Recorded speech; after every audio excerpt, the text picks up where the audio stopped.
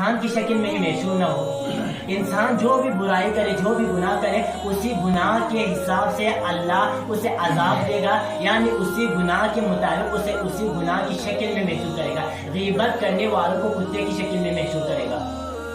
تو آپ اور میرے تیسرے امام حسین علیہ السلام ارشاد فرماتے ہیں، اے میرے شیعو، تم اپنا اتنا اعمال بجا لا کے جانا کہ تم قیامت کے دن انسان کی شکل میں محشور ہو۔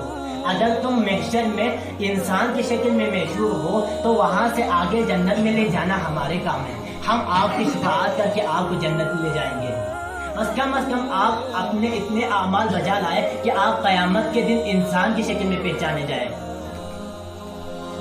اگر کوئی انسان زنا کرتے ہیں تو وہ سور کی شکل میں محشور ہوں گے، غیبت کرتے ہیں تو کتے کی شکل میں۔ جب آپ اور میں کتے سور کی شکل میں محشور ہوں گے تو آپ اور میرے امام کا وعدہ کیسے پورے ہو جائیں گے کہ کیسے امام وعدہ پورا کرے گا کہ قیامت کے دن ہماری شفاعت کریں گے؟